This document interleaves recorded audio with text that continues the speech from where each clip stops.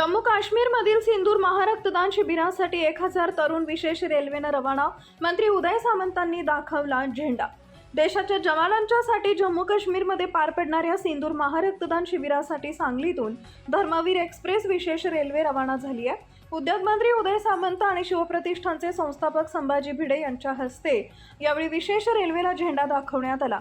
1000 तरुण 9 ऑगस्ट रोजी जम्मू काश्मीरमध्ये मुख्यमंत्री एकनाथ महाराज शिंदे यांच्या उपस्थितीत पार पडणाऱ्या सिंदूर महारक्तदान शिबिरामध्ये सहभागी होण्यासाठी रवाना झाले आहेत। शिवसेना शिंदे गटाचे नेते व डबल महाराष्ट्र केसरी चंद्रहार पाटील यांच्या माध्यमातून सिंदूर रक्तदान शिबिराचे आयोजन थेट जम्मू काश्मीरमध्ये करण्यात आले आहे। स्वतंत्र झाल्यापासून संपूर्ण भारत देशामध्ये आज सांगली जिल्हा हा उपक्रम करत आहे। खरं तर 798 जिल्ह्यांपैकी आज सांगली जिल्हा माझा आज हा उपक्रम करत आहे। गेली अनेक दिवसापासूनची माझी इच्छा होती की आदरणीय एकनाथ शिंदे साहेब व उदयजी सामंत साहेब यांच्या मार्गदर्शनाने पूर्ण होते। खरोखर आज आमच्या जिल्हा सांगली जिल्ह्यातील सर्व नागरिकांना ह्या गोष्टीचा अभिमान आहे आणि गर्व आहे, कारण ही यात्रा आज खरोखर गेल्या 77 वर्षामध्ये कधीही न झालेला उपक्रम आज आपण सांगली जिल्ह्याच्या वतीने करतोय। आज संपूर्ण देशातील युवकांना आपण सीमेवर जाऊन युद्ध शस्त्र घेऊन जरी लढू शकत नसलो तरी आज आपण आपल्यासाठी जे आपल्या सुरक्षेसाठी सीमेवर जे रक्त सांडतायत त्यांच्यासाठी आपण रक्त देऊन आज देशप्रेम देशभावना व्यक्त करू शकतो। खरं तर आज आमच्यासाठी आनंदाचा खूप आनंदाचा दिवस आहे। आज ही यात्रा काश्मीरच्या दिशेने रवाना होते। तिथे गेल्यानंतर Jammu command hospital, Udhampur command hospital आणि 10 तारखेला सकाळी आदरणीय एकनाथजी शिंदे साहेब श्रीनगरच्या कमांड हॉस्पिटलला येऊन स्वतः रक्तदान करून आमचे ठराविक 100 पैलवान तिथं चार्टर प्लेनने जाऊन तिथं रक्तदान करून येणार आहेत। म्हणजे खरोखर आज आमच्या पैलवान कुस्तीगीर मल्लांसाठी, शिवसैनिकांसाठी व युवकांसाठी खरोखर ही खूप अभिमानाची गोष्ट आहे आणि ही यात्रा 100% यशस्वी करून आम्ही परत पुन्हा माघारी येऊ।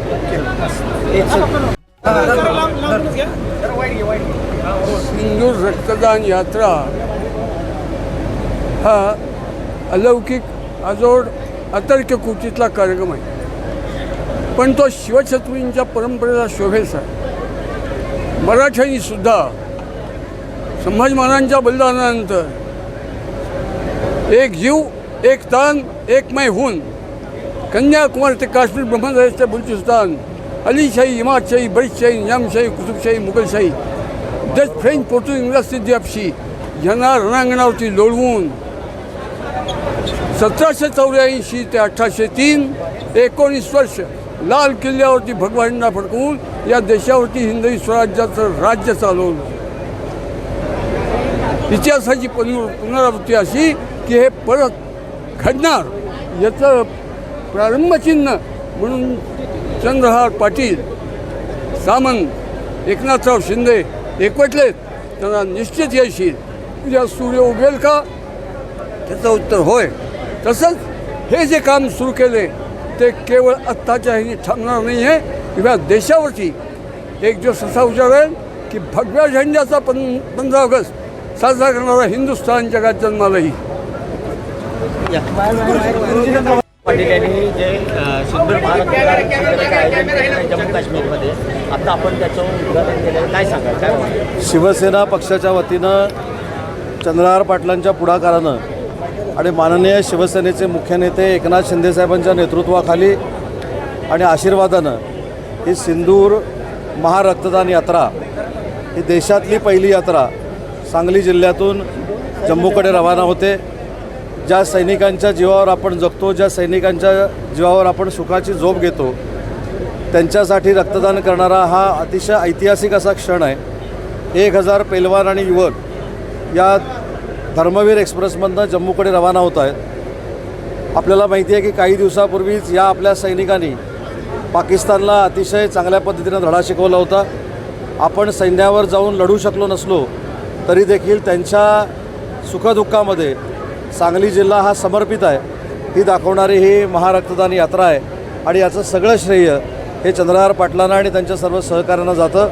आणि दुसरं महत्त्वाचं जे सांगायचं आहे, एखाद्या पक्षामध्ये नेतृत्व किती संवेदनशील असतं याचं हे मूर्तिमंत उदाहरण आहे।